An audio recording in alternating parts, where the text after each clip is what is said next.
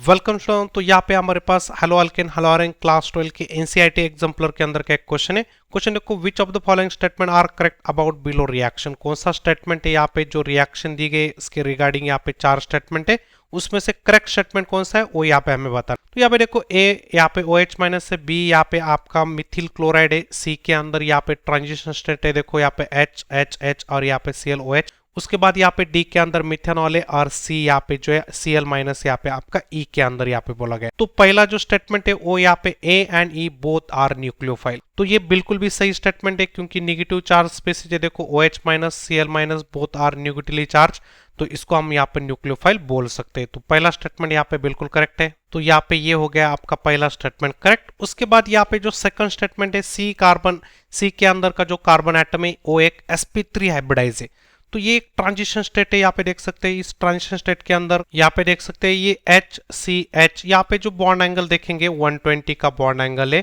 और ये तीनों जो यहाँ पे जो हाइड्रोजन और एक कार्बन एक प्लेन के अंदर है। इसका मतलब इस कार्बन के हाइब्रिडाइजेशन की बात करें तो वो रहेगा sp2, क्योंकि यहाँ पे OH माइनस और Cl माइनस एक फिजिकली इंटरेक्ट हुए, यहाँ पे कोई केमिकल बॉन्ड नहीं है। और यहाँ पे आपका HCH यहाँ पे जो बॉन्ड एंगल देखेंगे 120 का बॉन्ड एंगल है। तो यहाँ पे देखो ये जो सेकंड स्टेटमेंट है ये आपका क्या हो जाएगा, रॉन्ग स्टेटमेंट हो जाएगा। उसके बाद बोला गया है कि in C carbon atom is sp2 hybridize, बिल्कुल भी सही है sp2 हाइब्रिडाइज, तो ये स्टेटमेंट यहाँ पे आपका करेक्ट स्टेटमेंट हो गया। उसके बाद ए and E R electrophiles, electrophiles तो बिल्कुल नहीं, इलेक्ट्रोफाइल्स मतलब पॉजिटिव चार्ज, मतलब ये भी स्टेटमेंट आपका क्या हो जाएगा, रॉन्ग स्टेटमेंट हो जाएगा। तो सही स्टेटमेंट यहाँ पे 2 हो जाएंगे।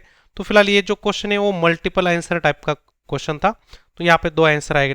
देखो यहाँ पे अभी option 1 and 3 both answer are correct. I hope इस क्वेश्चन को आप बहुत अच्छी तरह से समझ गए होंगे।